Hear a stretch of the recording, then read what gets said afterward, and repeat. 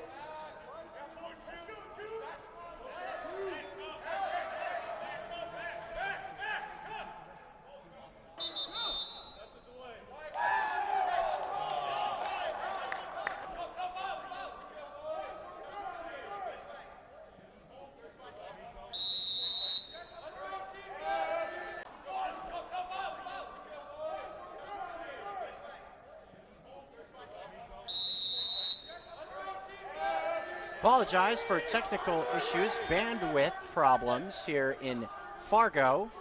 Thanks to some tech support from Tommy Evans back in studio at the Missoula Broadcasting Company, able to get things ironed out for us.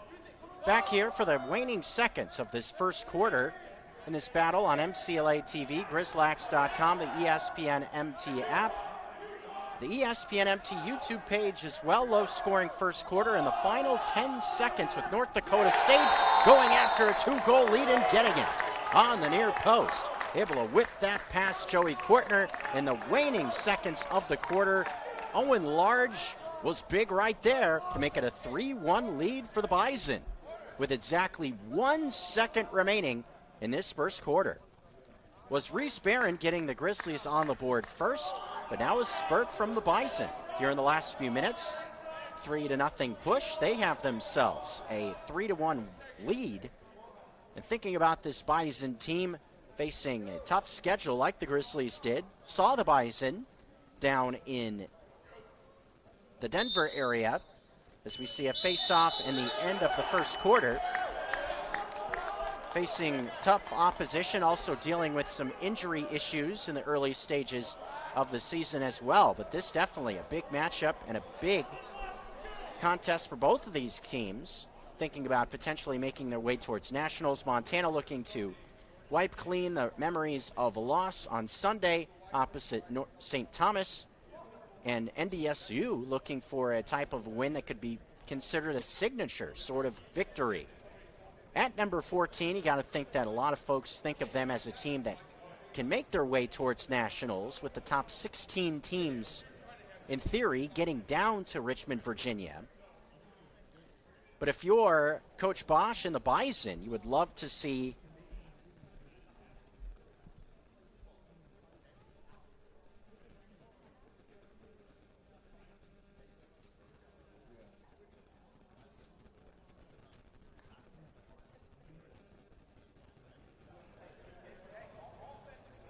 if you're the Bison, if you're able to pick up a top 5 win in this spot, definitely that could behove you when things start to shift towards the stretch run of this season. Right at about the halfway point at this section of the season, most schools thinking about spring break either this week where the Grizzlies are, a lot of schools going on spring break next week as well. Start to see more conference games, and you then slowly start to work your way towards the conference season. Have to wait and see how the rest of this one plays out, if Montana is able to make some offensive adjustments, or if this Bison squad playing here at home under the lights, MCLA Lacrosse After Dark. We'll see how it all rolls on here as we get ready now for our second quarter with the Bison leading by a pair. Montana will have the rest of this week off after tonight. And then their next game will be a big one, going across the Continental Divide. The annual non-conference battle. It never feels like a non-conference game. Thinking about the Rocky Mountain Collegiate Lacrosse League going against the PNCLL. But the folks from the other side of the divide will be waiting at the Dobby Lambert Turf. Montana State Bobcats and Montana Grizzlies. A week from Friday, Montana's next game.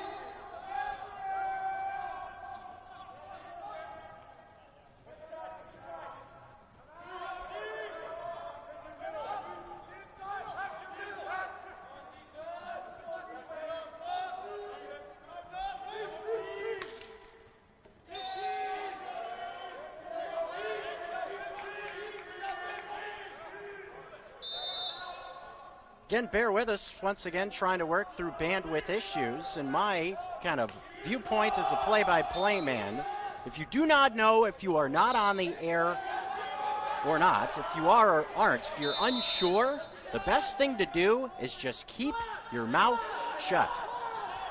As Mason Slapper makes his way across the midfield stripe for this Griz offense, but gets hounded right at the midfield line.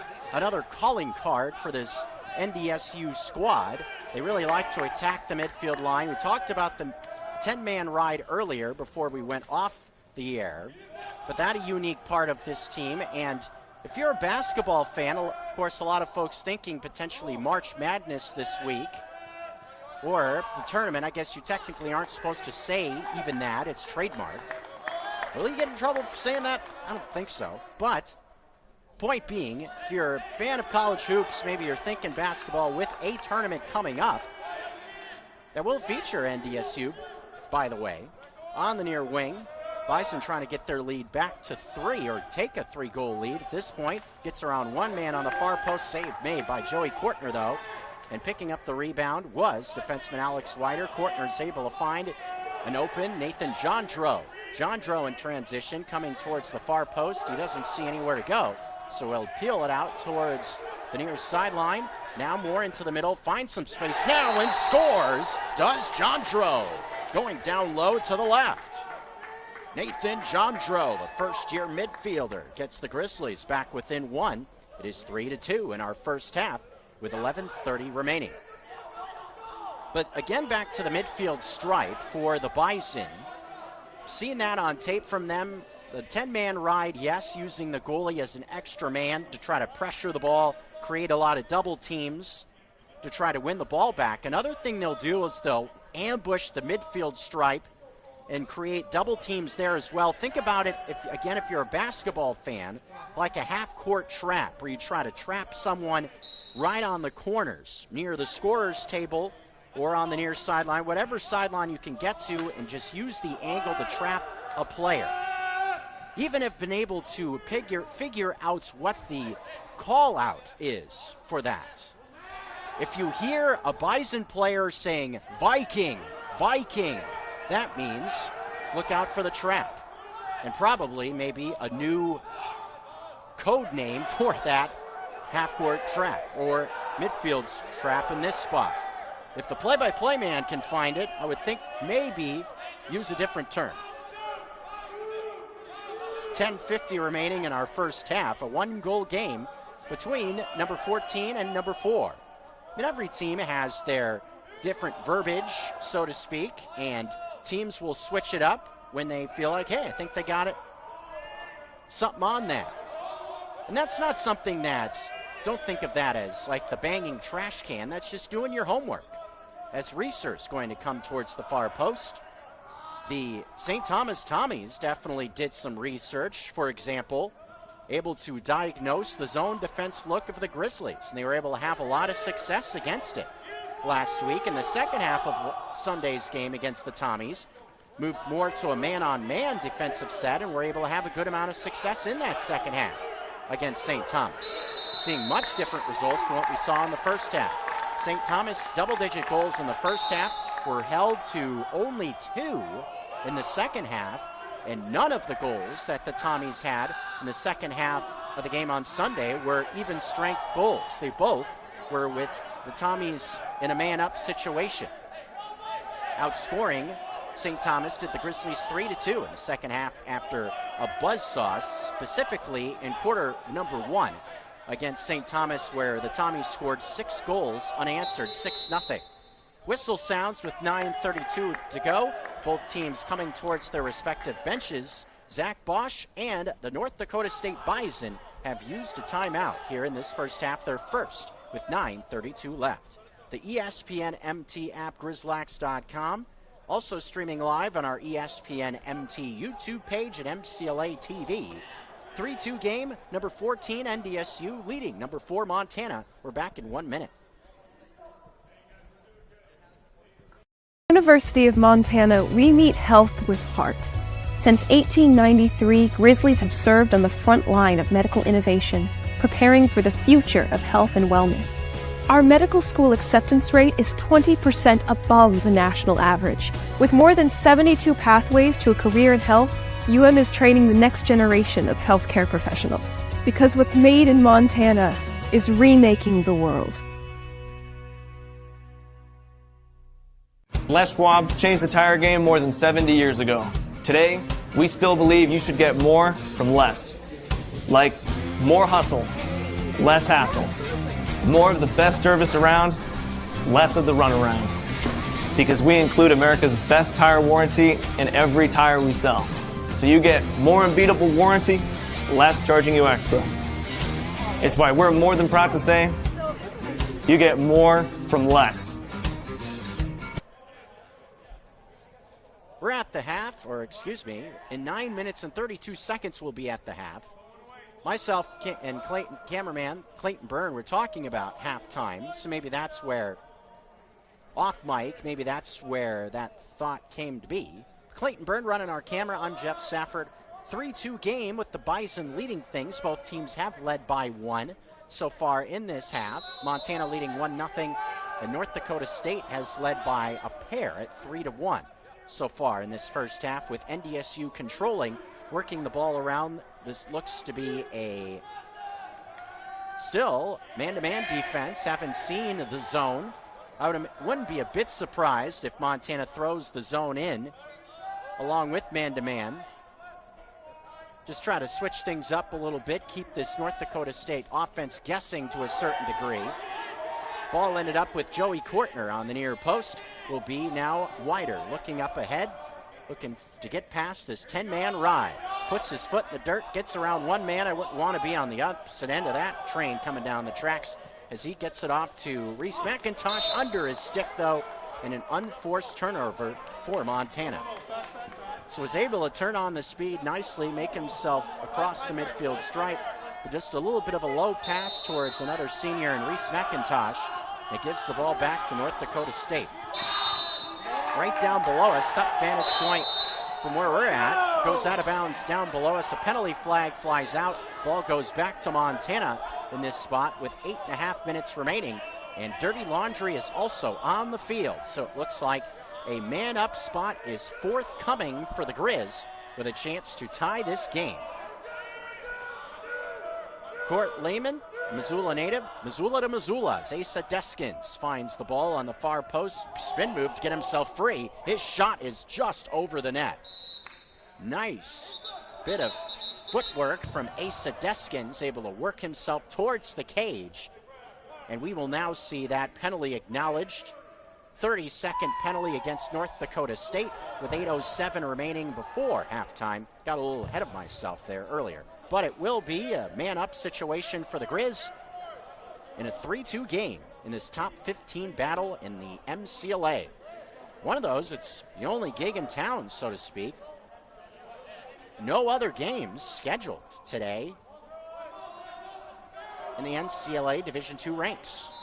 Few others smattered around the different classifications, and this one definitely the latest. So if you're a real lacrosse nut, maybe just checking this out because it's the only gig in town. We'll give and go with Bo Sterling and Barron. Pass got away, ends up with Sully Kroger. 40 seconds to shoot it. Kroger finding Reeser, moving it quickly to Bo Sterling. Looks inside, nothing there. Keeps moving around the perimeter. Pressure put on the ball. Feeding to Max Scott's got some space. He finds the top left corner, and a tie game for Montana with 7:40 left. The second-year man, the Washington native, Max Scott, makes it 3-3 in our first half. So the Bison feel some momentum at the end of our first quarter, scoring what was their third goal with 1 second remaining in the first. Montana, a little bit of a pushback. They got the game tied again after trailing 3-1 at the end of our first quarter. Isaac Fuller back to the face-off spot for the Griz. Shout out to the Fuller family. After Montana's game on Sunday, they invited the entire Griz Lacrosse team to their home, which was about 30 minutes north and a bit east from where the team was staying. Had a great pulled pork dinner with all the fixins, something that definitely has been a calling card within the Montana Grizzly lacrosse culture and family. Just seen so many people do so much for these young kids that travel across the country to play the game that they love. Catered taco truck dinners, pulled pork like last night, barbecue in Alabama with awesome ice cream last spring. I mean, you name it. It's just been something I've seen since day one with working with Griz Lacrosse. So thank you to the Fullers for great hospitality. A little bit disappointed I didn't get to take part. Not all bad for Geoff Safford. I actually, along with Tucker Sargent, Matt Klein, Reese Barron, man to my left, and Clayton Byrne, cameraman, we all got to check out the Minnesota Wild game on Sunday night. So that was a lot of fun. Coming towards the near post quickly, the Bison trying to get back to the advantage here in our opening quarter. Ethan Wallach, though, did not have anywhere to go. Looking for it back here on the near post. Instead, Cooper Sabula will move it into the middle. 6 minutes and change in quarter number 2. Pass in the middle. Defense converges inside. Alex Heck gets his stick in there, along with Wider and Joey Kortner, able to pick it off the carpet. Whistle will stop things. I believe a man was in the crease in black for the Bison. So Reese McIntosh will be able to walk it across the midfield stripe unimpeded in this spot with 6:03. Second quarter in a tie game. Hopefully everyone enjoying their St. Patty's Day. At this point, I would imagine a lot of folks in a food coma from some corned beef maybe a few pints of Guinness or some red ale or a whole bunch of other stuff. You never know. Maybe some Jameson in there. Just throwing the whole gamut at it. Reese Barron finds a bit of space. Had it knocked away, though, on the near post nicely. Brady Donabauer, good play there on the near post to knock that ball loose. Trying to throw it to a man on the near sideline. Running it back. Deskins all alone shoots. A big collision on the near post. Men's bodies go flying. No flag there. Deskins' lower body gets taken out in that spot. But now the Bison looking for the ride once again. Or the clear, beg your pardon. Max Scott tries to make that tough. And in between hop. Jake Ahrens, defenseman, able to pick it up. Official hits the deck. Ahrens still has it, coming into X. Feeds this way as a whistle sounds. What do we got now? And Kroger just got hit as well after the whistle. Kroger looks to be okay. Getting to his feet under his own power. Just kind of an awkward sequence there. With officials hitting the deck, a little bit of a late blow on Kroger also.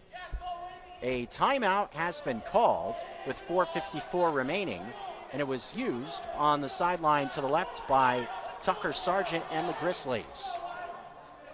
So one timeout apiece have been used in this half. Both teams have one remaining. In this tie game with 4:54 left, the Grizzlies possessing 65 seconds on the shot clock in this second quarter. Grizzly Lacrosse back after this on ESPN MT.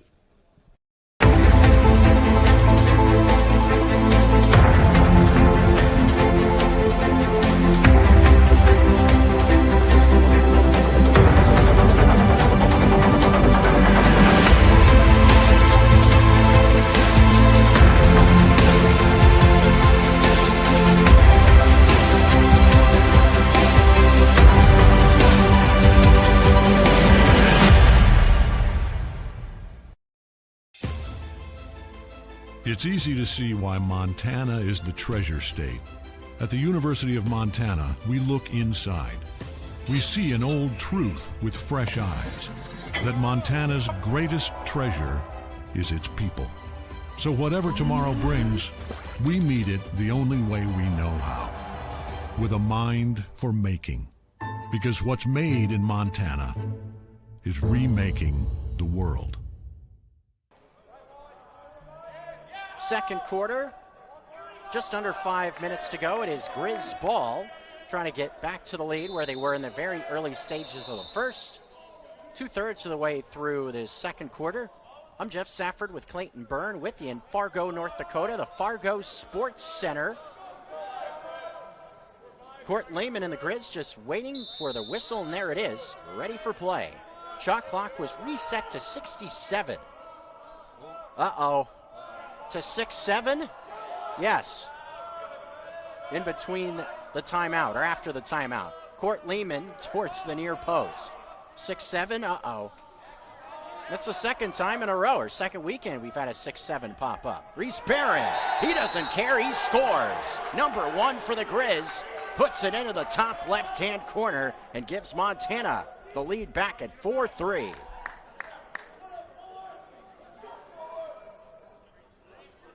Reese Barron, the leading goal scorer for the Griz, just keeps on rolling here in the Midwest. And he's had his folks following him along for the ride throughout the course of the weekend. The Barons family has been at every game, whether it was at St. John's, near the campus of St. Thomas on Sunday, and they make the trek over here to Fargo, North Dakota. As I mentioned, Reese Barron grew up around the city of Chicago. His family has since relocated to Coeur d'Alene, Idaho. Doesn't seem like a bad spot to live to me. Asa Deskins, nice work from the wing. Has 3-4 bodies around him, still has possession of the ball and flips it to Mason Slapper. He's got plenty of space. He comes near post. Sully Kroger shoots and scores. Up high to the right. The goalie bully, Sully Kroger, makes it a 2-goal lead.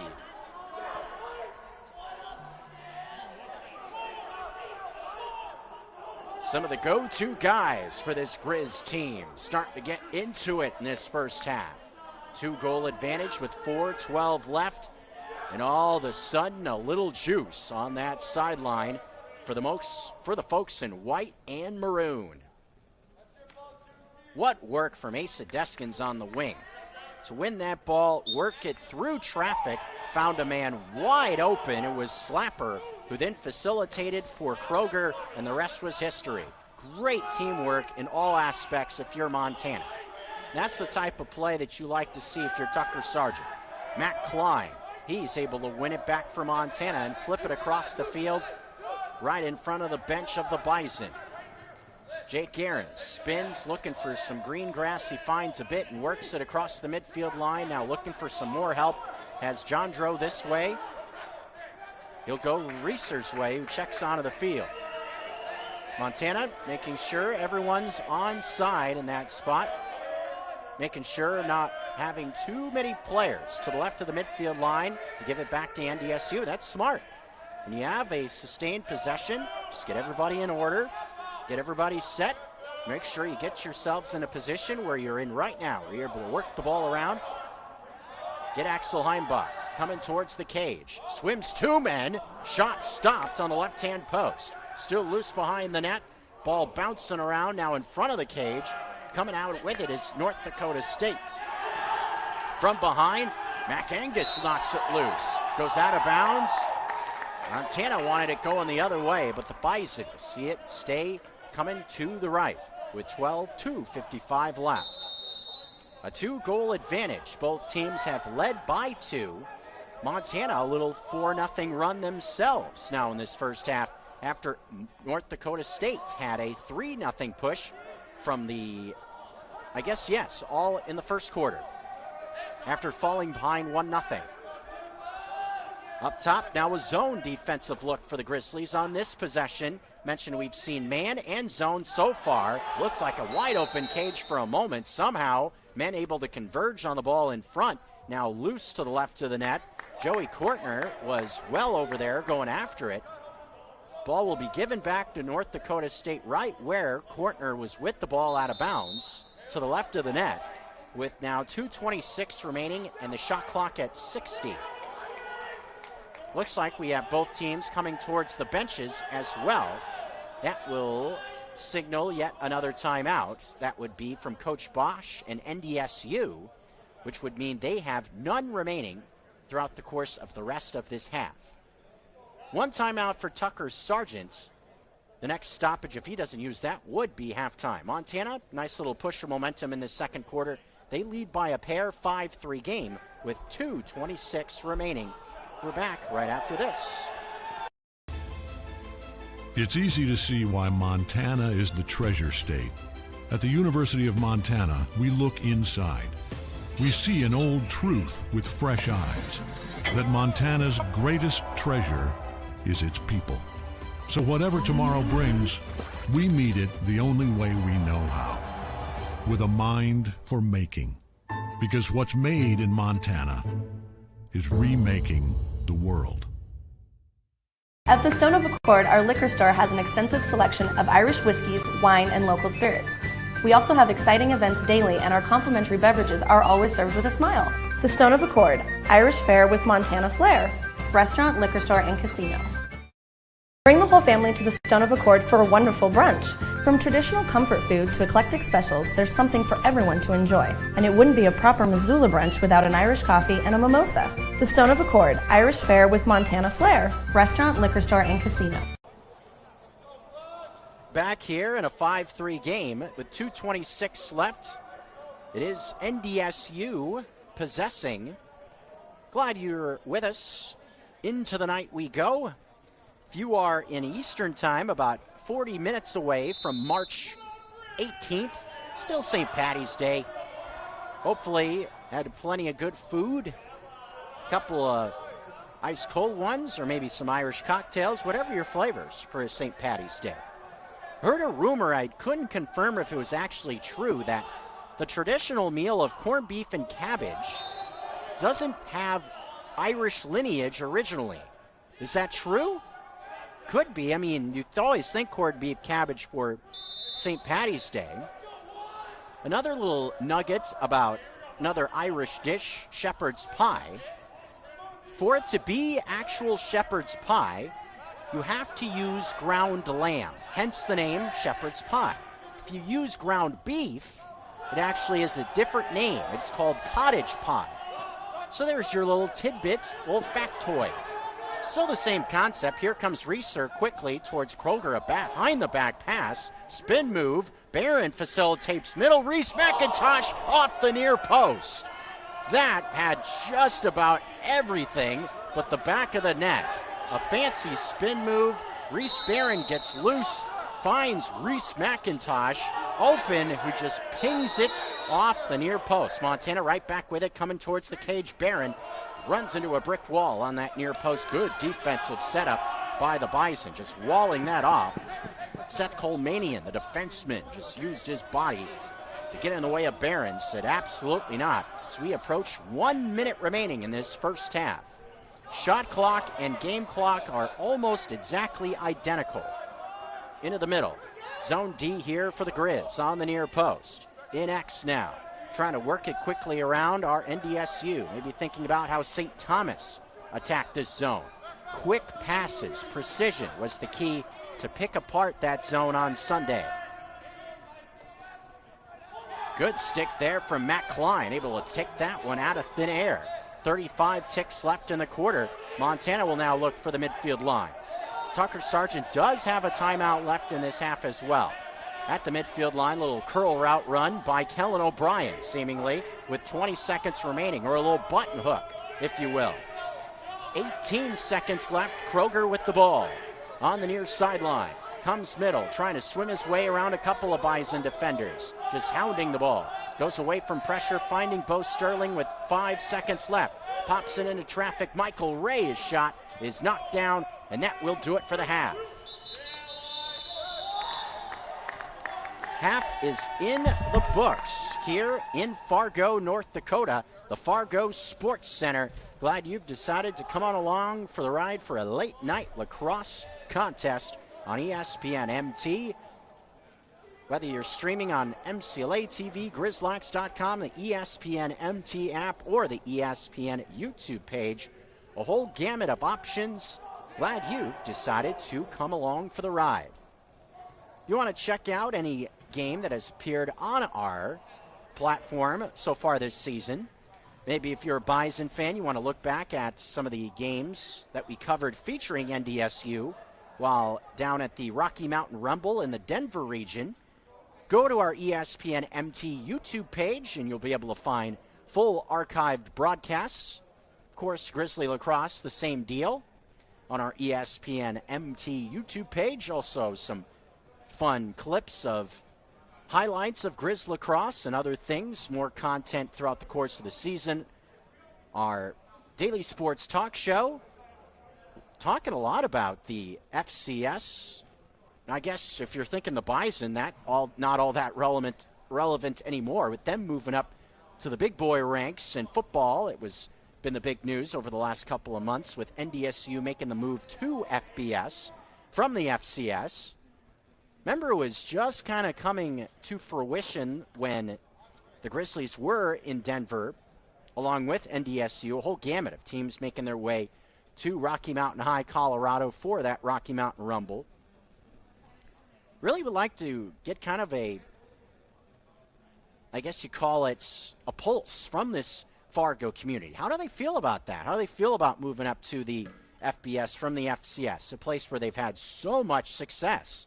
Thinking about national championships, my worry is that you're kind of now stuck in this purgatory where you're going to be winning between 7 and maybe 10 games and not sniffing anything in terms of bowls and blah, blah, blah. But that's just the sports talk guy just rambling along. It's always something to talk about on that front. Could be that Montana has the same idea. Montana State, and NDSU, surely the last 15, 20 years or so have been the high watermarks for that level of football. But we're playing lacrosse here in maybe feels like football season, thinking about what we got outside this Fargo facility. Very chilly temperatures for this part of the month of March, even for Fargo, a place that experiences quite a bit in terms of cold weather, of course. But for mid to later March to be seeing single-digit temperatures getting below zero overnight with blustery winds, blizzards, all this crazy stuff over the last couple days, just wild how we've seen it. And it's just crazy to think how other parts of the country are polar opposites, potentially from a Griz perspective, have that Washington and Oregon connection where, heck, you could be sitting out on the back porch checking this game out. Talking with my folks who live in Northern California, it was 70, 80 degrees out that way. Even warmer going down where Clayton Burns from. He's an Orange County guy. Thinking about 80 to 90 degrees. Jeez, crazy stuff. But we're in the bubble. We're comfortable. We're not freezing like it is outside. And for the most part, this has been a fun lacrosse game here in this first half. A little bit of a seesaw battle with Montana and North Dakota State battling away here on GrizLax.com, the ESPN MT app. All the options for Montana Grizzly lacrosse. We'll take a break. Mention Clayton Burns' name. Let's come on these lengthy treks with me. Why not? Let's hear from him. Let's bring him on and see what his experience has been like with Griz Lacrosse. Maybe for a lot of folks in the Griz Lacrosse family, a little bit of an introduction to our cameraman in Clayton Burn. We'll take a 3-minute break and throw him on a headset after this.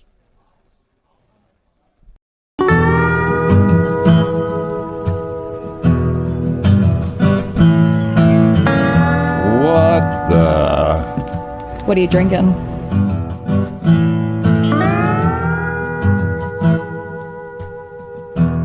I think I'll have a 56. 56 Counties American Light Lager, a beer for Montanans and friends of Montanans. At Shields, we're anglers, endlessly seeking and refining techniques. We're hunters and storytellers because we've been out there. We're experts that put products and gear to the test so we can share that knowledge with you. At Shields, we understand your outdoor journey and the path you're on because we walk it too, every step of the way. Shields, right there with you. Access to Montana's great backyard is the best part of being a Grizzly. At the University of Montana, our classrooms are the mountain peaks, river valleys, and never-ending plains of the Big Sky Country. We provide students with the hands-on training to protect and enjoy hunting, conservation, and stewardship. UM launches the careers of outdoor leaders so that they can protect our traditions and ensure they are passed down for future generations. Because what's made in Montana is remaking the world. Les Schwab changed the tire game more than 70 years ago. Today, we still believe you should get more from less. Like more hustle, less hassle. More of the best service around, less of the runaround.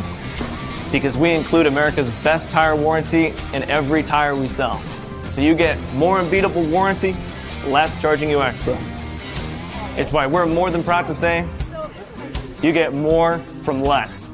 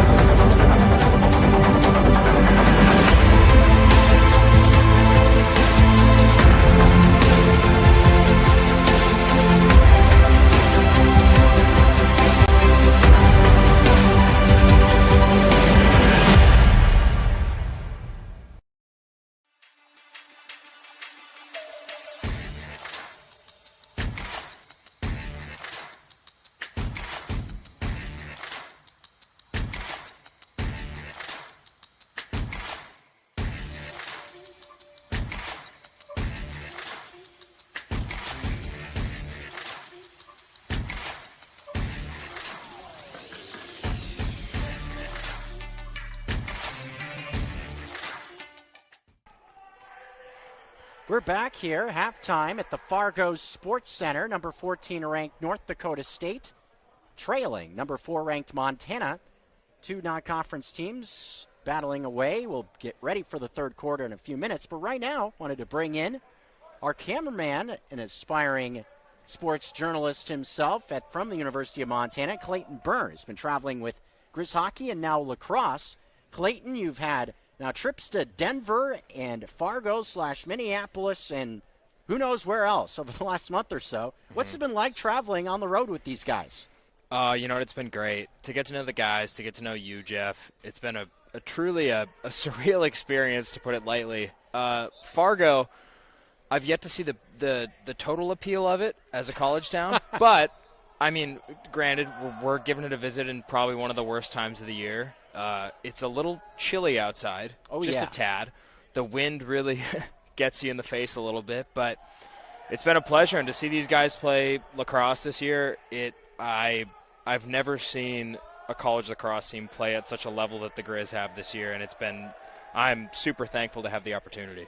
And what surprised you about the culture surrounding this level of college lacrosse? I just found it so unique how, whether it's programs like NDSU or Montana or St. Thomas or whoever you want to name, how it's just been this kind of just family-like environment wherever you see it. Mm-hmm. Yeah, I think it's really easy to look at like a club level lacrosse team and say, oh, it's club lacrosse, but the tightness of the team for Griz Lacrosse is the tightness that I would expect from a Division I FBS football team. It's the same level of closeness. The coaches communicate well. The players all get along. Riding the bus with them, it's like everybody's friends. And I think it's really, it shows in their play that these guys know each other and they know each other well. And not only do they know each other, but they like each other. So to see that in person, I think is a really unique experience that a lot of people don't get. And I've been blown away with the bond that these guys have with one another, coaches included. Well, Clayton Burns sharing a few thoughts.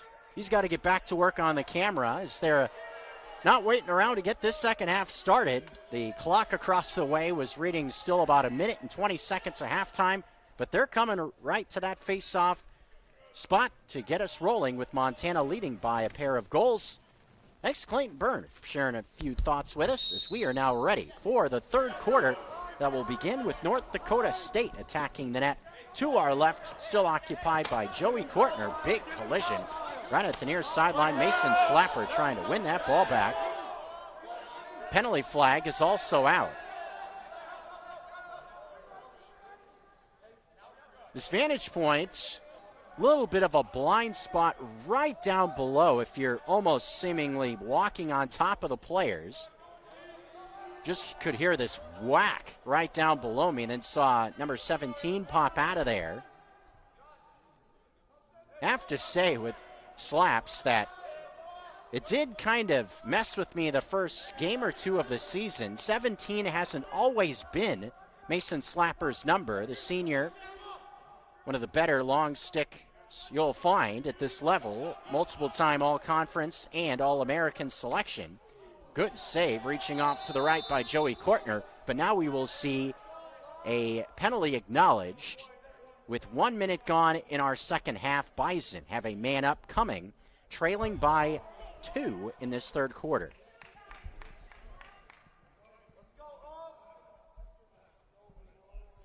But Mason Slapper used to have a number in the 50s. Slapper switching to 17 this year. Remember the first game or two. Number of new faces on the team this season as well. Just remember the first game or two, just seeing 17 out there just didn't click automatically. Just seeing this kid just flying around the field. Half second you think, who's 17? Then you realize, oh yeah, it's Slapper. Okay, that's why it looked so impressive.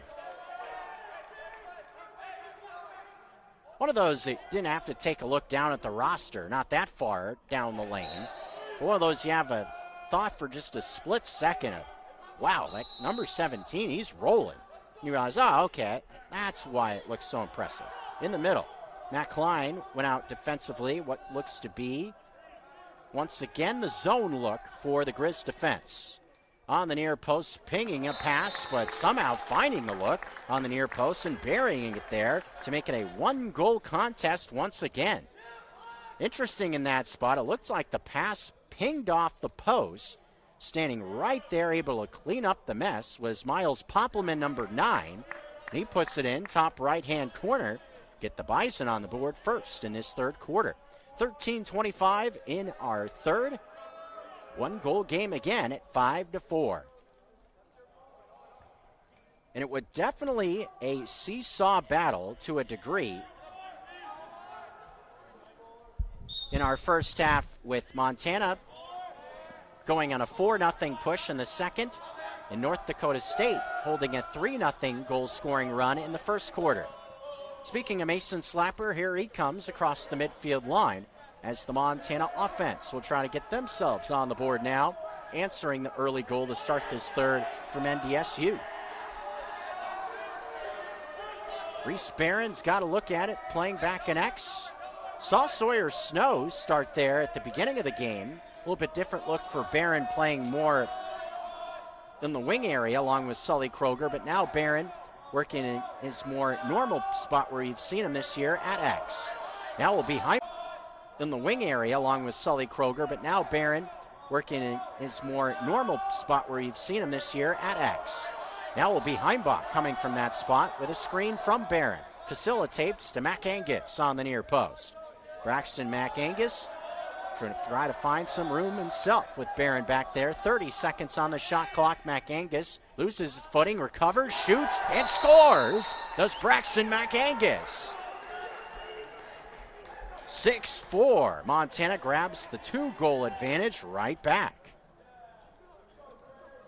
Not exactly the most graceful charge to the cage, losing a bit of his footing on the near post, but was able to get himself up, recover, get himself to a shot spot to shoot it. He does the rest. Braxton Mac Angus gets it back to a 2-goal advantage in this second half.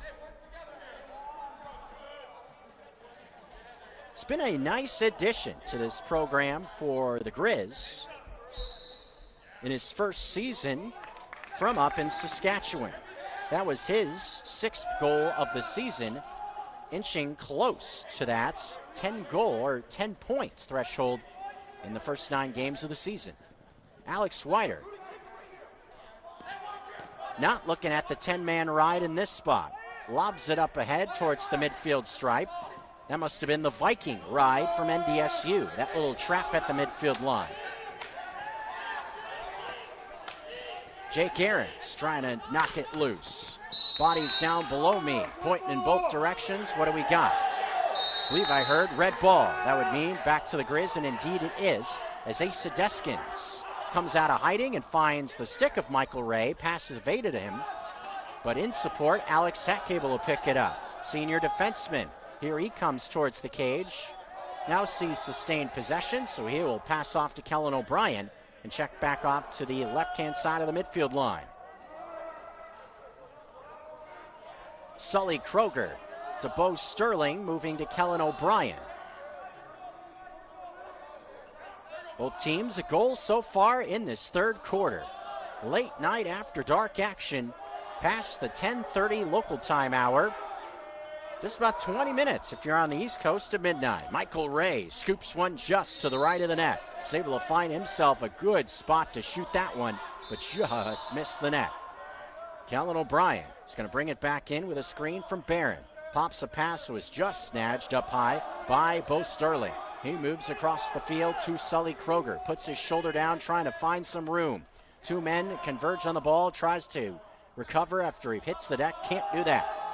Now the ball intercepted in front of the Bison cage, or partially deflected by Reese Barron, not giving up on the play. Michael Ray comes in support as well, trying to win it back. 10 seconds gone. Bison have 7, now 6, 5. They got to hurry. 3, 2, 1. Trying to avoid the 22nd, and they just do with 1 second left on the near wing. Very close as Sabula is able to find some space past his middle. At 20 seconds, a lot of time to make it across the line was awful close, but the Bison just do get there and have a shot go well above the net with 43 seconds remaining in this possession now. 6-4 game. 43 ticks on the shot. Back it comes to Connor Lang. Owen Lang.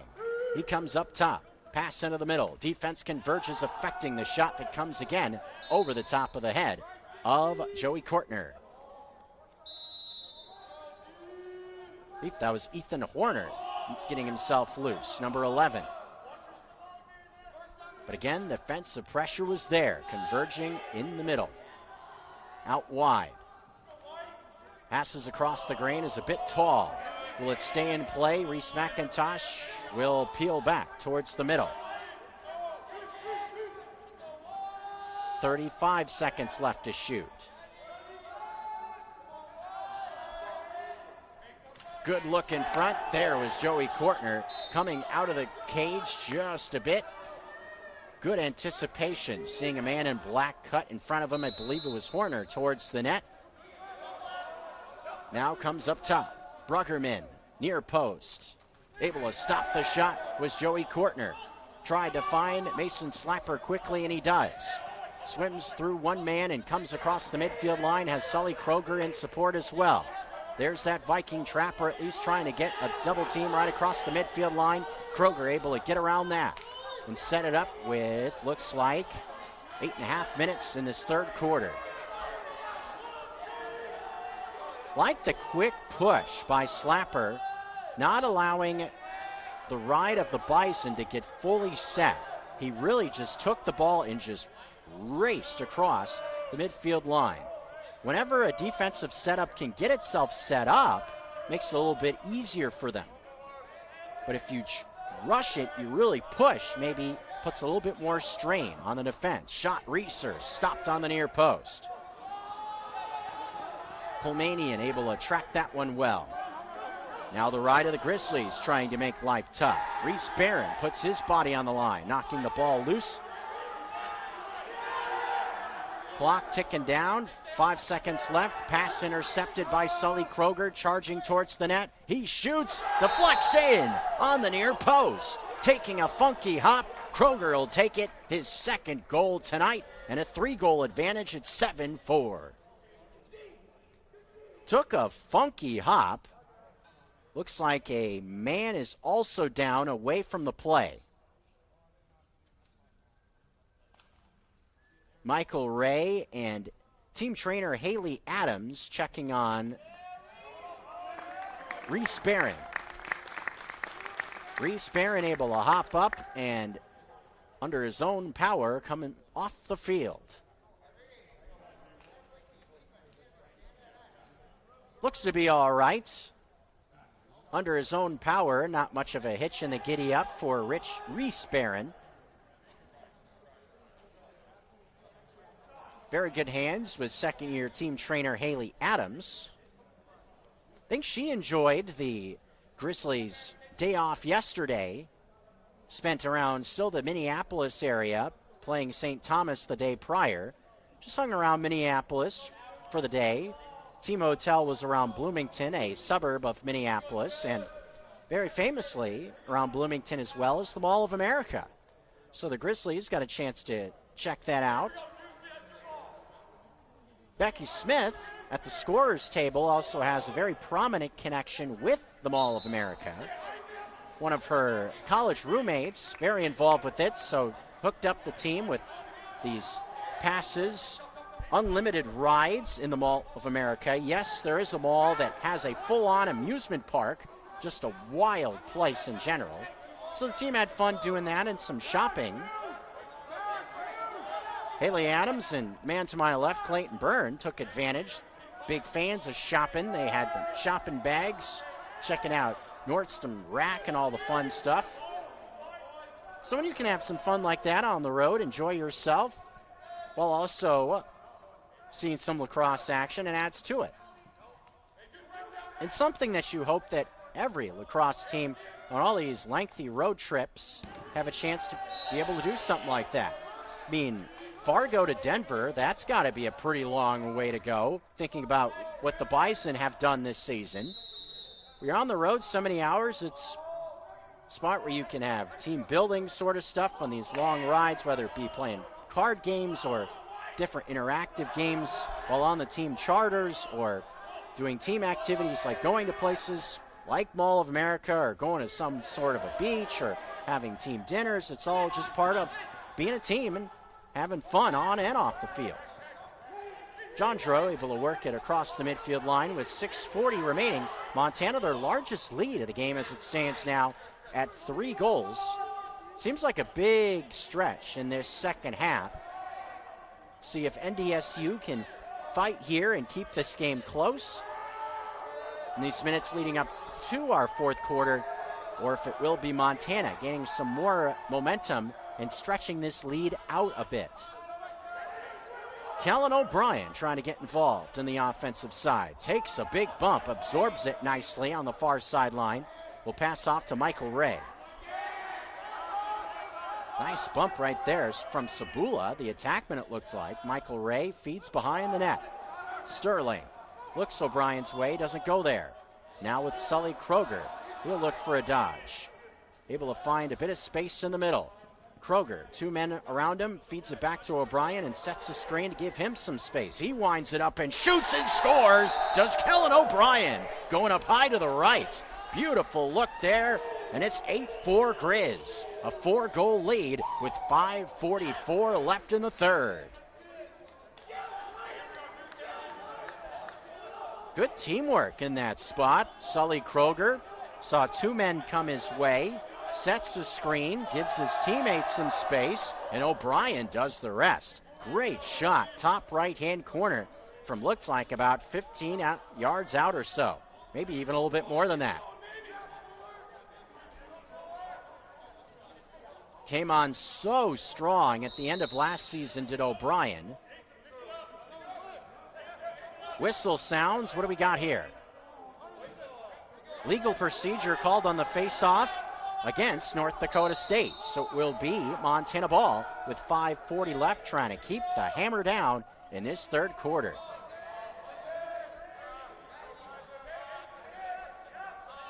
After dark, approaching the 11 o'clock hour. Wouldn't know it if you're Montana. One thing that is an advantage for the Griz, this late night start, Sterling trying to get his night started offensively. He does. Going through a bit of traffic. 2-3 men planted in front of the net. Didn't matter to Bo Sterling. He makes it 9-4 in this third quarter with 5:18 to go. NDSU got on the board first to cut into the deficit in this third, but Montana, another push since. 3 goals in consecutive fashion in quick succession also get it to a 5-goal lead. But one thing that is an advantage for Montana, I would think, is the time that they have had to practice at certain times this year. Not every practice time. Face-off win from Isaac Fuller, sweeping it right to Jandro. 2 men at the midfield line, runs right through him, does Jandro.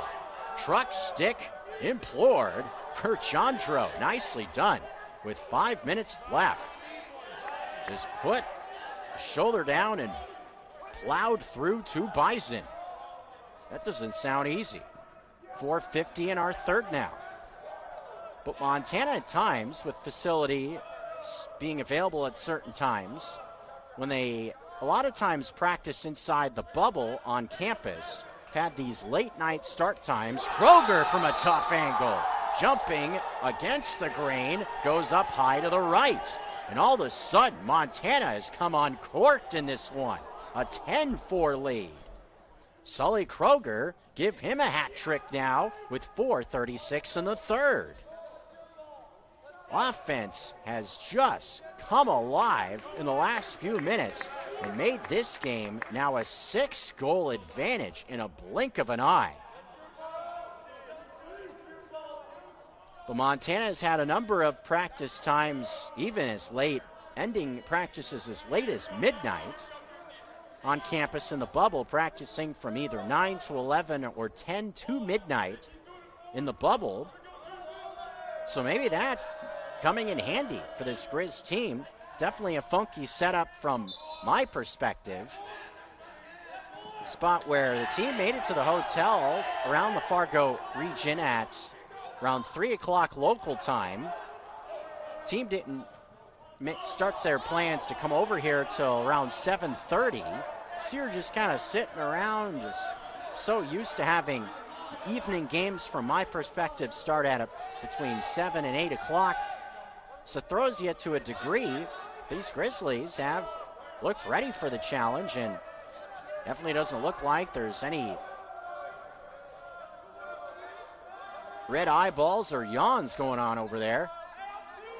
Pushing here in this third quarter. And really ever since the first, Montana has found a distinct advantage in the game. Mac Angus, almost a great look on the near post. Whistle stops play. Will go back to North Dakota State. I believe Mac Angus was in the crease looking for that pass. Bison desperately needing something to go their way. See it run out of bounds on the near sideline. NDSU had 3 goals on the board in the first quarter and led by a pair. Montana has outscored NDSU 9-1 since. Looking to flip it back the other direction now. Ball taken away. Mac Angus, or Alex Hex rather, gets his stick on it. The bench for the Grizzlies loves that, as Axel Heimbach and Montana, as a result, have a chance offensively after the theft from Alex Heck. Mac Angus just keeps on coming for this Griz team, finding a pass in the middle, and the barrage is on now. 11-4 in this third quarter. What a run from this Griz offense. Once they got it humming, whatever they found at halftime offensively, they have just come at these Bison with fervor that cannot be stopped. Seemingly the only way they can is doing this, calling a timeout. Bison need to talk it over. They use a timeout with 3:14 remaining in our third quarter. Montana rolling, all of a sudden holding a 7-goal lead at 11-4 over North Dakota State. The number 4 Grizzlies looking to wipe the memories of Sunday away, seemingly on a good trek towards that with a big push here in this third quarter. University of Montana, we meet health with heart. Since 1893, Grizzlies have served on the front line of medical innovation, preparing for the future of health and wellness. Our medical school acceptance rate is 20% above the national average. With more than 72 pathways to a career in health, UM is training the next generation of healthcare professionals. Because what's made in Montana is remaking the world. Les Schwab changed the tire game more than 70 years ago. Today, we still believe you should get more from less. Like more hustle, less hassle. More of the best service around, less of the runaround. Because we include America's best tire warranty in every tire we sell. So you get more unbeatable warranty, less charging you extra. It's why we're more than proud to say, you get more from less.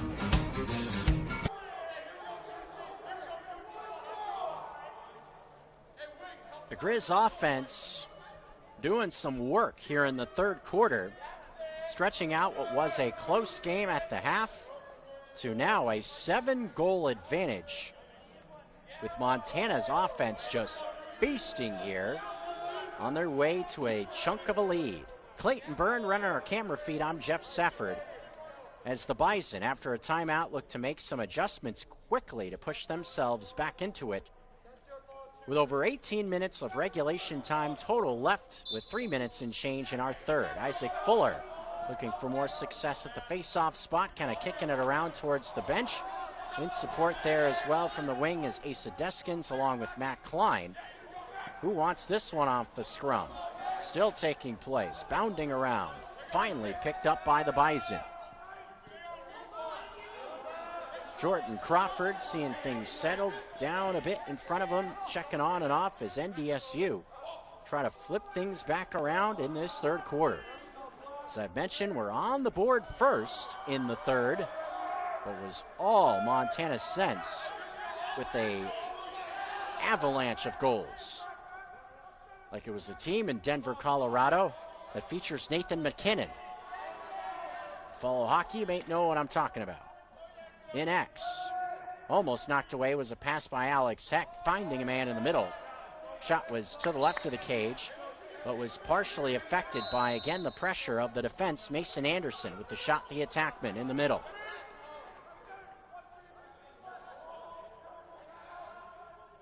Warner takes a hit. It was Alex Heck and Wider putting their bodies on the line. Matt Klein now trying to scoop it off the carpet around the midfield line. Was pushed to the right of the line by a Grizzly, so not over and back here. NDSU will continue the possession, and now a whistle will stop play. What do we have here? Shot clock was reset. I believe the officials want it set back to a lower number, saying that there was never sustained possession in that spot after a battle for the ball. And yes, that's what they're doing. Ball was kicked around. Montana never was able to establish possession to warrant a shot clock reset. So North Dakota State will just now have a little bit less time to deal with in this situation. Looks like it's going to stop at 42. Yes, 42 seconds after the whistle and ready to play. 1:46 left in the third. Trying to get their fifth goal on the board.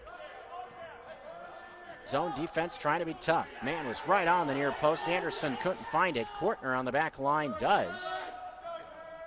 Looks up ahead. Tries to find Wider. Comes off his stick. Gabe Miller trying to pick it off the carpet as well. Wider eventually gets back to his own loose ball and spins around two men. Hits the deck.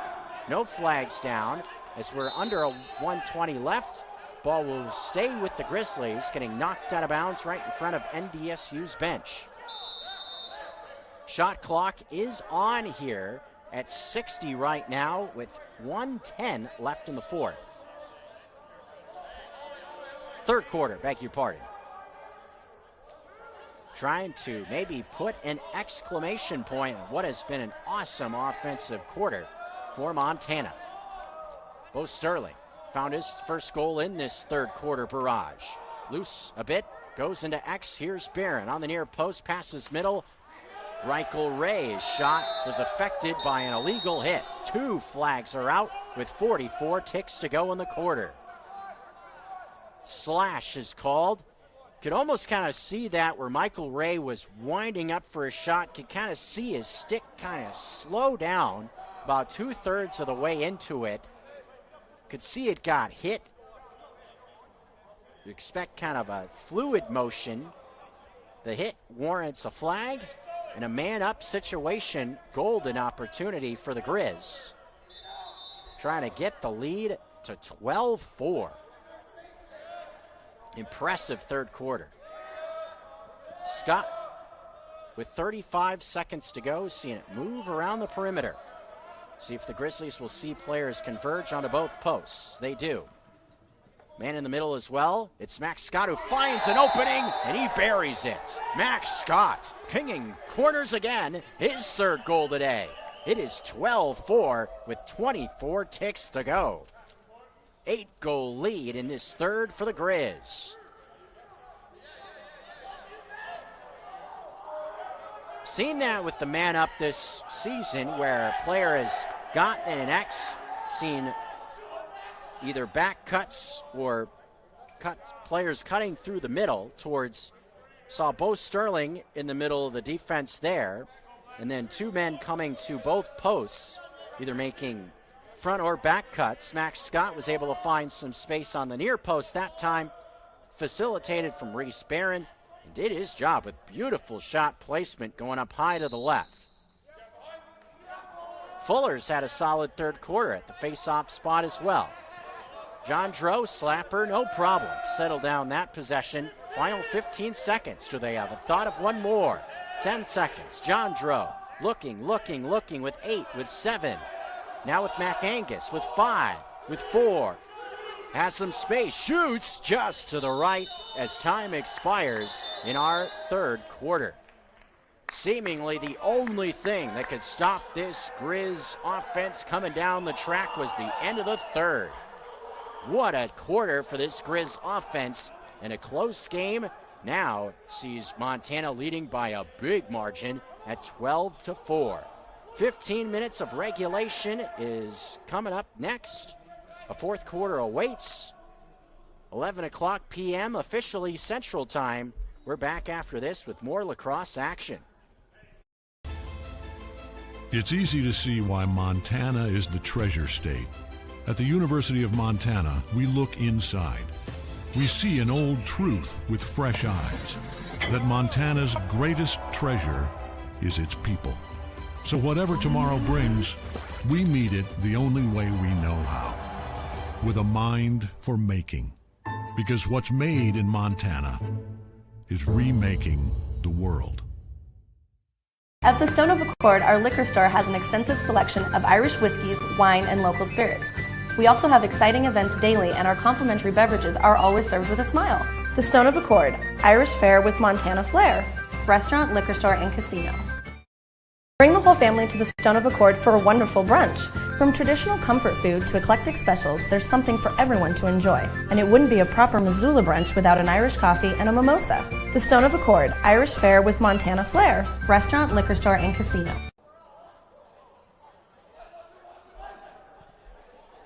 Well, in Central Time, we still got an hour left to St. Patty's Day, so a fitting little shout out back to the Stone of Accord back in Zootown as we come back from break. 12-4 advantage for Montana over North Dakota State. Clayton Byrne giving you the bird's eye point of view. I'm Geoff Safford.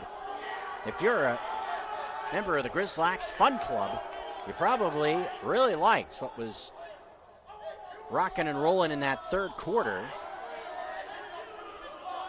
Offense was just humming for Montana.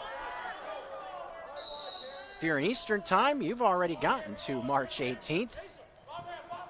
Few links to the East Coast on the roster for the Griz. Right on cue with it is Alex Heck. He has links to the East Coast. Northeast native himself. Lost it, snags it, flips it. Down the field she goes, past the stick of Reeser. North Dakota State will have a chance now to get it back across the midfield line, and they do. Needing to see things go their way in a hurry. Give credit to Montana for making some quick adjustments after the first quarter. Whistle stops play with 14:22 left. Looks like the ball will be given back to North Dakota State in this spot. But Montana, penalty flag flew also on the play. Was behind the play, so missed it at first. A man-up situation coming for North Dakota State. A 1-minute penalty called against Reeser for the Griz. Brandon Reeser in the penalty area for now. But the Bison got things going. A big goal right at the end of the first quarter, and the waning seconds gave them a 1-goal lead. Had the momentum at that point, but since then, it has been all Montana, as the Grizzlies have outscored NDSU now 11-1 since that spot. So from a mental standpoint, you like that for a few reasons. You're able to make some adjustments throughout the course of a game. Always a good calling card to see from a team. On the near post, Kortner's stick gets in the way. The rebound is battled for and picked up by Alex Heck, who spins around one man and finds Mason Slapper down the near sideline. Feeds it more towards McIntosh. So able to make some adjustments to find some more success throughout the course of a game. You like that. Also, from a mental standpoint, you suffer a tough loss against St. Thomas. Yes, Tommy's very good once again at 7-0, the number one ranked team at this level of lacrosse for a very good reason. Very impressive team. But a number of things, as I mentioned, didn't go the Grizzlies' way. Unforced errors, self-inflicted wounds, however you want to word it.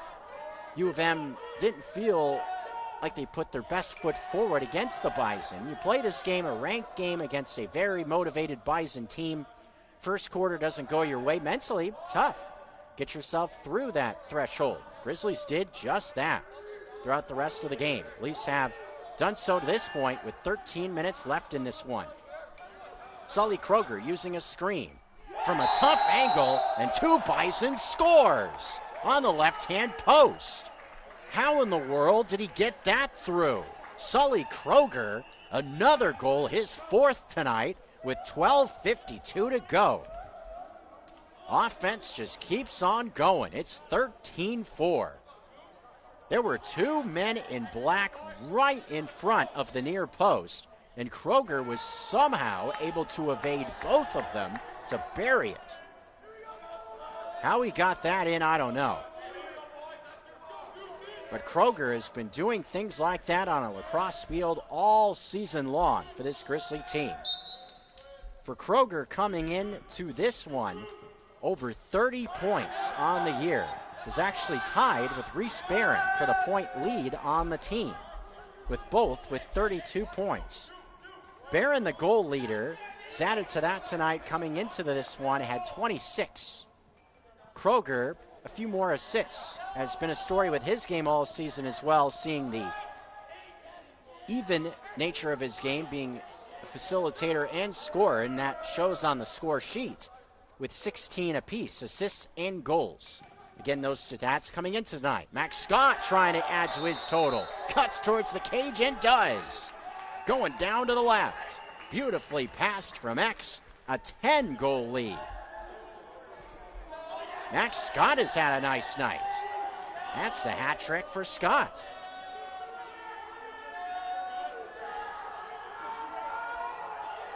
Trying to pump up the sideline to the left as well, with 12 minutes and change to go.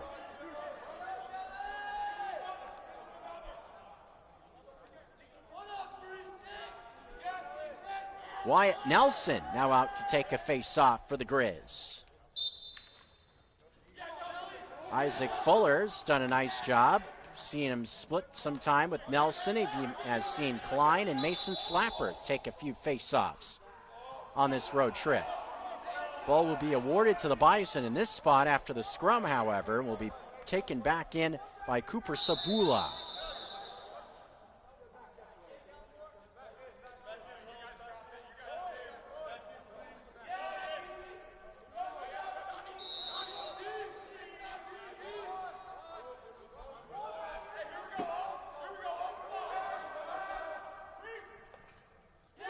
Kortner made a good save on the left-hand post after the whistle and ready for play. Now Jandro trying to find some space around the 10-man ride. Pass intercepted this time by Sabula on the near wing. He passes middle. Big hit is there, as is a flag. Alex Heck will take the ball, but this will be a penalty against the Griz. Physical hit. A slash has been called. Jake Aarons is going into the penalty area with 11:35 left. 10-goal lead. NDSU looking for their second goal of this half, and will do so with Montana a man down.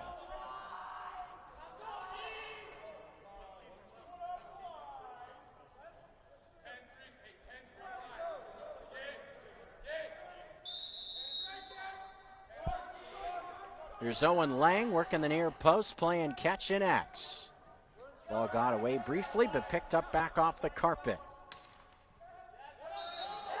Shot was to the right, looks like. Lang let it fly.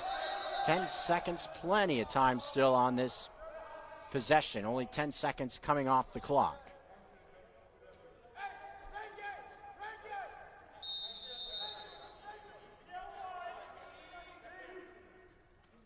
Good shot there, far wing. Finding a bit of space was Horner. He's got it going to the right. Getting by Kortner's been a tough task to do for a lot of folks around the MCLA this year, but the Bison cut it back to a single-digit deficit with 11:18 remaining in our fourth quarter.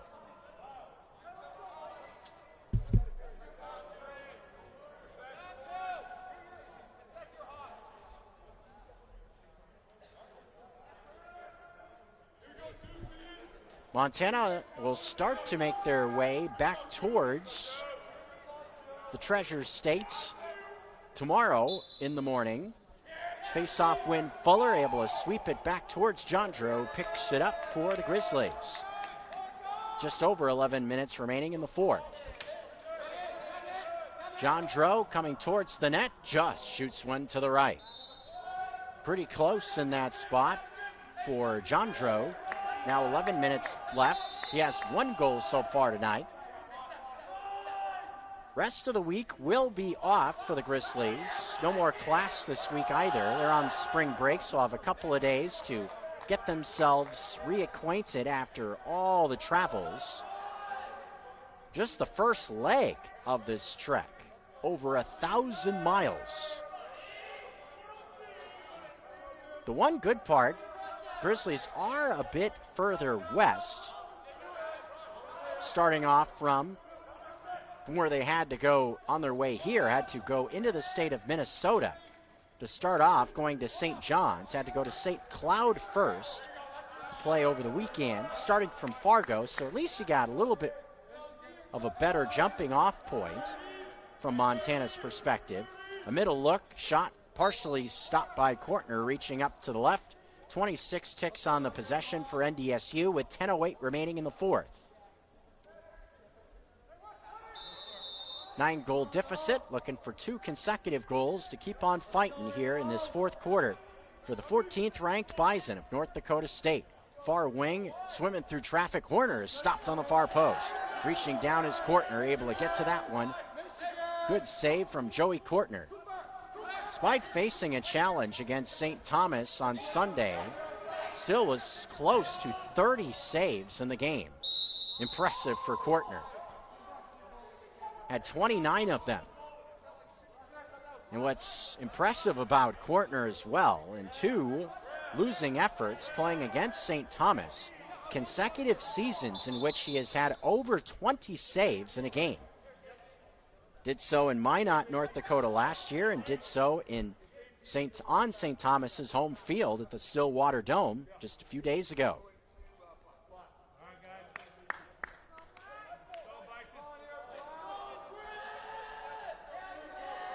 Bison will continue their possession after we get a whistle. And there it is.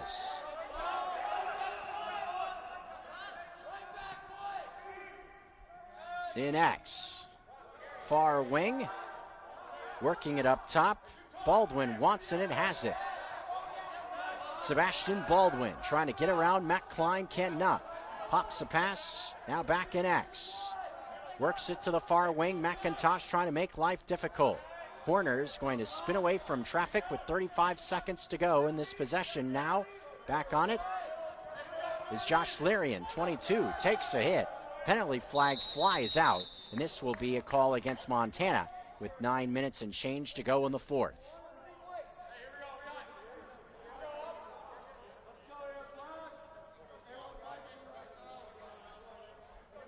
Looks like Gabe Miller is headed towards the penalty area. 32nd penalty has been called against Montana in this spot.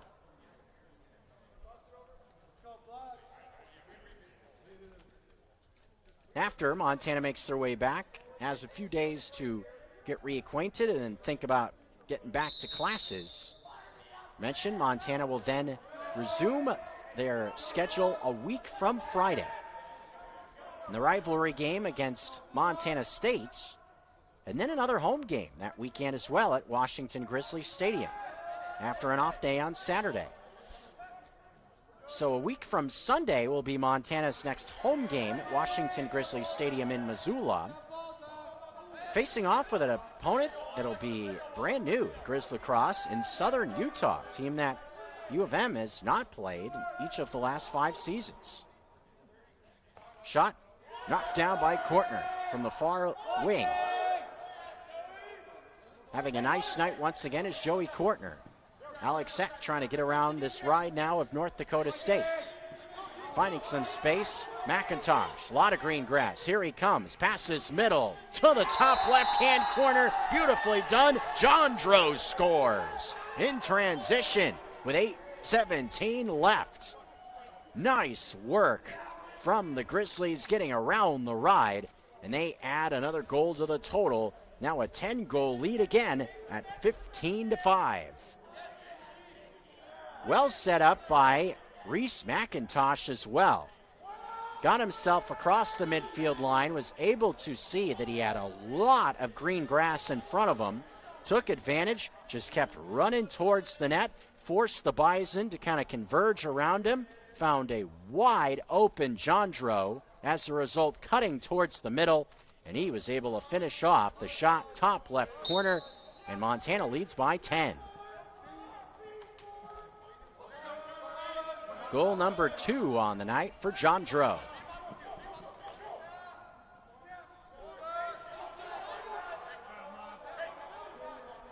Tucker Sargent and the Grizz coaches did have a team meeting with the guys before the game this evening. Shot to the left of the cage, this time coming from Ethan Horner. Talking a lot about attacking this 10-man ride and the ride tactics in general of NDSU. I would think the message from Coach Sargent, Coach Buskey, also Max Reuter, have to think coaches have to be very pleased with how they've been able to take the strategies and the aspects that NDSU has tried to employ in terms of these different strategies, and they've been able to attack it extremely well. Seen a lot of nice work attacking that ride from this Grizz team. Situations like what we saw in that last possession, where a quick charge to the cage around the ride has resulted in some good goal-scoring opportunities. Trying to go across the green with a pass. This one looks to be, yes, and turnover. Owen Lang could not pick that pass up from across the field. It will go back to Montana. Jake Aarons, wider, able to run right through one man. Made that look easy. Runs towards the cage of Montana. Whistle stops play. 7:03 left. Tucker Sargent wants a timeout. First timeout used of this second half. Montana cruising. They lead by 10 in this game. Two top 15 ranked teams. Montana looks like they will get themselves off the carpet after suffering their first loss to St. Thomas on Sunday. Winding closer to the end of this one, Montana leads it with just over 7 minutes left, 15-5 on ESPN MT.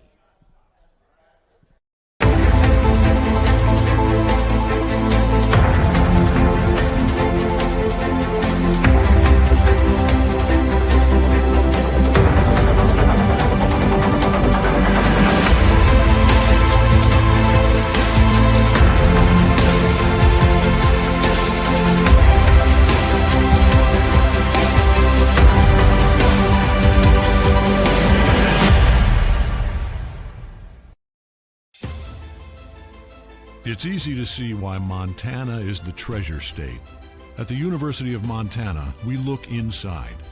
We see an old truth with fresh eyes, that Montana's greatest treasure is its people. So whatever tomorrow brings, we meet it the only way we know how, with a mind for making. Because what's made in Montana is remaking the world.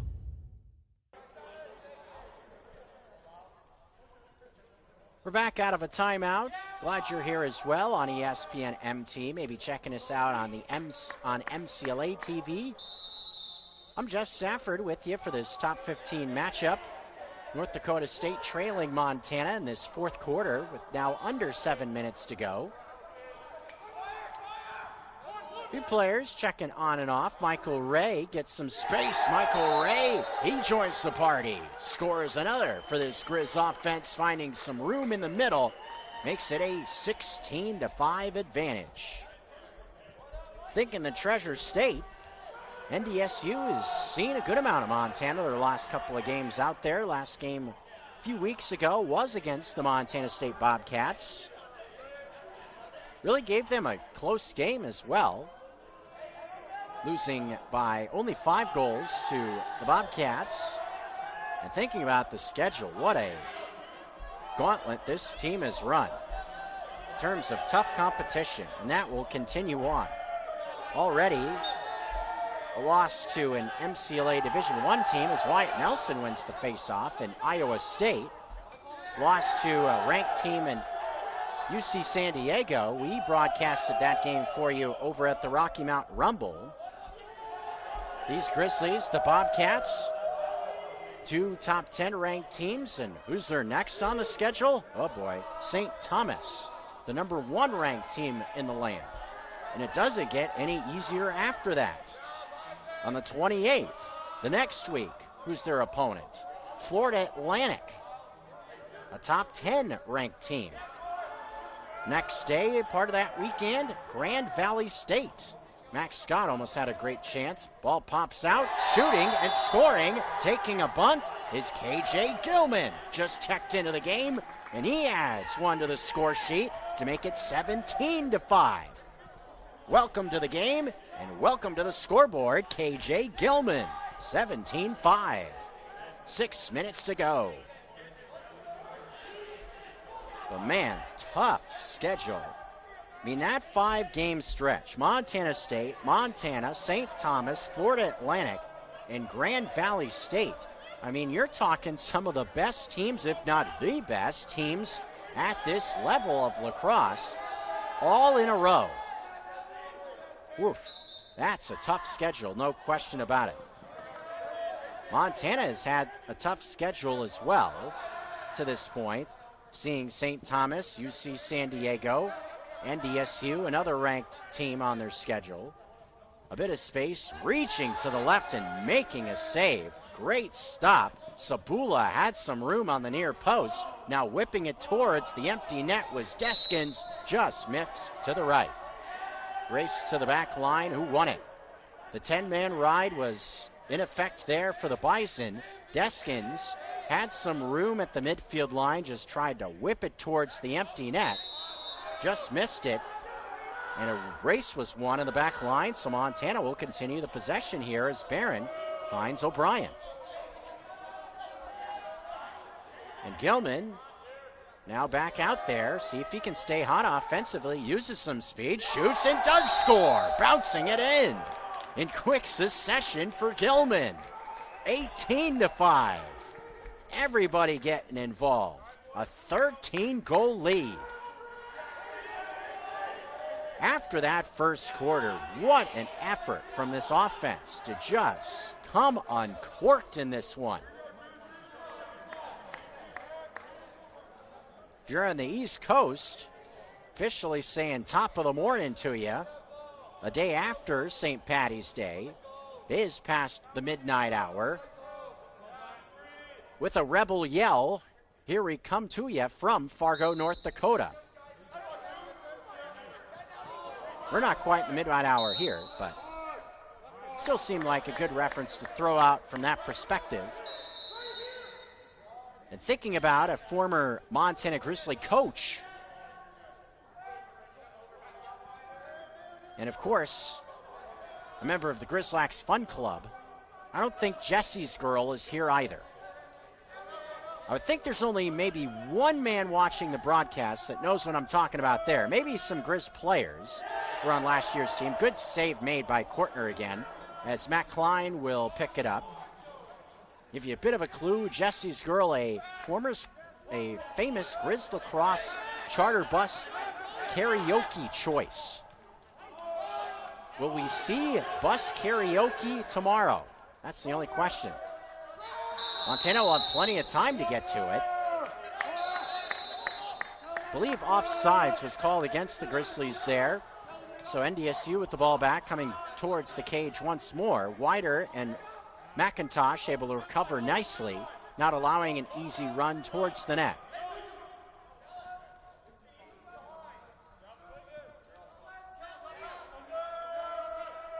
Long road ahead for the Grizzlies, but the way they have performed so far tonight, I would imagine it will be all that much easier for these Grizzlies, having such a good bounce-back performance. And thinking about the challenge that comes up after this game as well for U of M, being the rivalry game against Montana State to follow, this is a good game to set a precipice or set this team up well for that game as well. That is going to be a battle. No question about it. Good defensive pressure affecting a shot on the far post. This one will be out of bounds on the back line. Man in black was closest to it with 35 seconds left in the possession. Approaching the 3-minute mark of this fourth quarter. Shot this one to the left of Joey Kortner. Montana State and Montana. Two historic rivals in just about any sport you could imagine. In the game of lacrosse, it has been a rivalry that has been advantaged Bobcats in terms of getting wins into the book. It's been quite some time since Montana has been able to get a win over MSU. Shot, this one goes to the left of the cage. Shot clock winding down now for North Dakota State on this possession, sitting under 10 at 8 seconds, so the Bison will have to hurry. In X, Horner looking for somewhere to go around wider. 3, 2, 1, shot to the right. That should be the end of the possession. Yes, shot clock violation for the first time tonight with 2:42 left.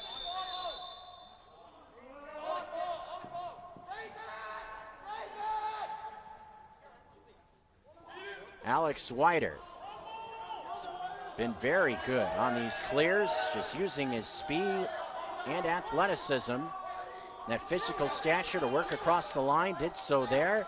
McIntosh trying to support him, and a hit. Penalty flag is out.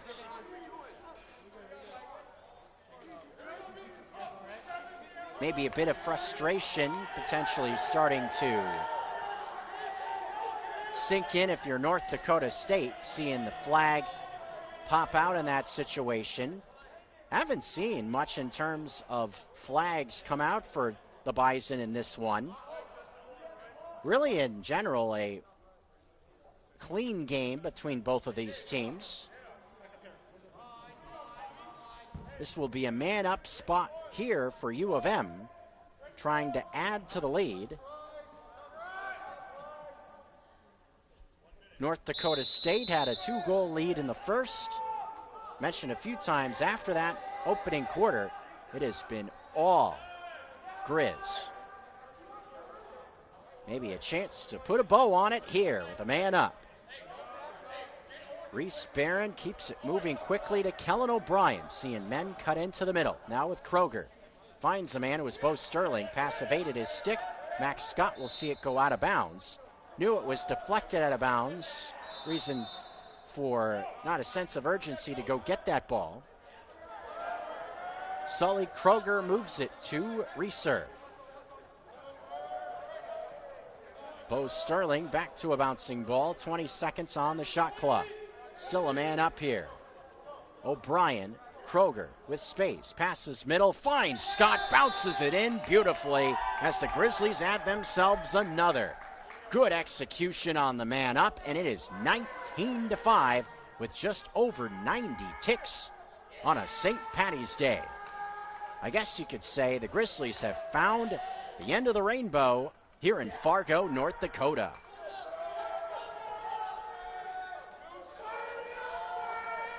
Might be a bit late, but kind of had to weigh out just when exactly to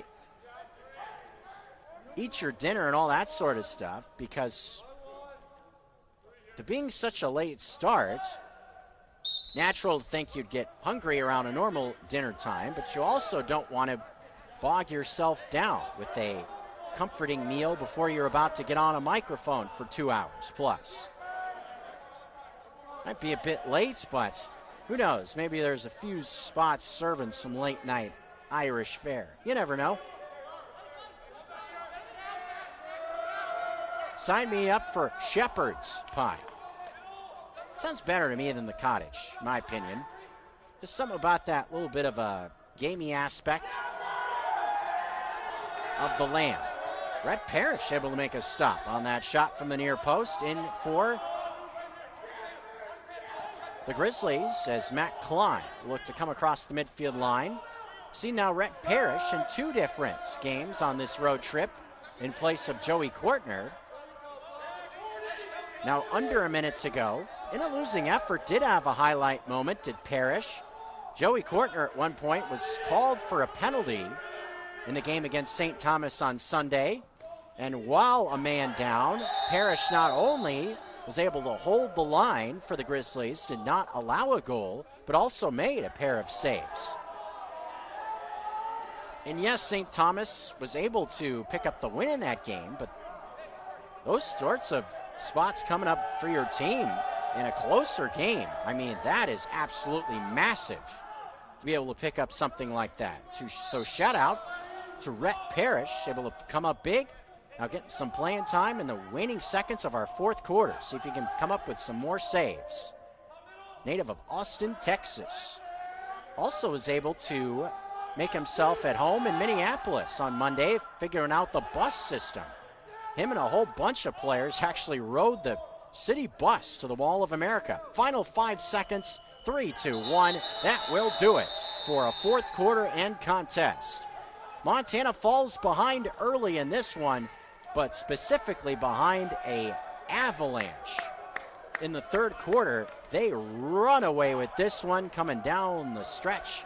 Montana in a laugher.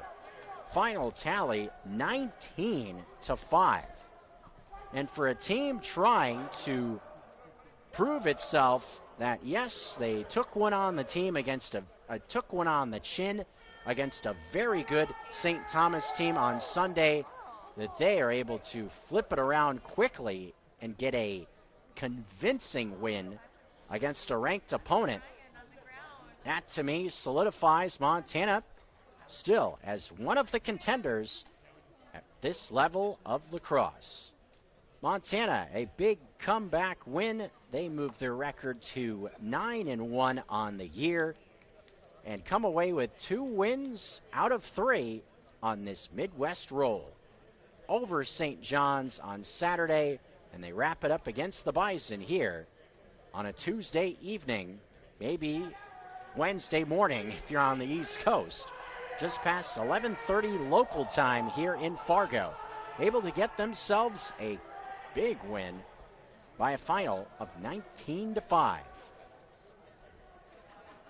Fun facility for some college lacrosse here in Fargo. Hopefully you enjoyed it from whatever side of the equation you decided to roll with us from. Who knows, from the NDSU perspective, maybe we'll be getting together soon in the coming weeks. You never know. NDSU will definitely have a lot of opportunities to test themselves against the best, alluding to what they have coming up in terms of their games on the schedule. Definitely good luck the rest of the way to North Dakota State.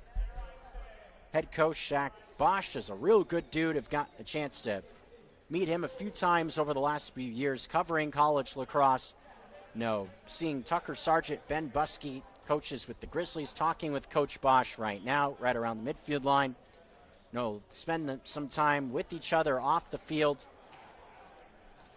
playing rounds of golf and stuff like that in between games when the teams have been in the same areas. So definitely a lot of respect mutually from these two programs. Definitely want to wish them well the rest of the way. Montana will start rolling on back towards Missoula tomorrow morning. Have the rest of the week off before a big test a week from Friday. I'll be looking forward to that one. That should be a lot of fun over in Bozeman. Two rivals, two, you would have to think, top 10 ranked teams, possibly two top 5 ranked teams. If that were to take place, it would be the first time since 2023 that would see the two teams ranked in the top 5. In that matchup, it was Montana actually with the number 1 ranking in the country, playing in a home game at Washington Grizzlies Stadium, actually right after They got a win over St. Thomas over in Minot.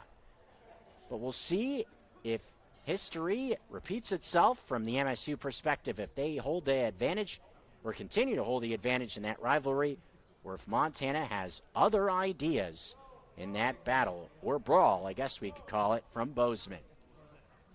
It will be a 7 o'clock p.m. face-off time from Bozeman, Cats and Grizzlies, a week from Friday at Dobby Lambert Torf. That should be a barn burner. Should now start about thinking about picking everything up, getting everything all packed up, though, so the team charter doesn't leave me and the cameraman behind. Next Friday night, Bobcats Grizzlies. That'll be our next broadcast of Montana Grizzly Lacrosse here on ESPN MT. Again, a local 7 o'clock face-off time. And not to be forgotten, 2 days later on that Sunday, also will be back at home at Washington Grizzly Stadium taking on Southern Utah. That will be a 12 noon face-off, thinking about the next couple of games the Grizzlies have coming up. We'll have some folks to thank before we start rolling on down the road. From the tech side of the equation, from the ESPN MT sides of things, the executive broadcast director is Tommy Evans. Thank you for all your help, specifically working us through the bandwidth issues we are experiencing in our first quarter. Also from MCLA TV, like to thank Rick Cladis. Also, engineer with Live View Broadcast Solutions. Thank you to Christella Resche. Thank you for your help. And, of course, the cameraman, Clayton Byrne. My name's Geoff Safford, signing off from the Sports Center in Fargo, North Dakota. In resounding fashion, Montana rolls past the number 14 ranked Bison. Final score 19-5. We'll see you next week in Bozeman. Until then, wish us luck on the roads. This has been a presentation of Montana Grizzly Lacrosse on ESPN MT.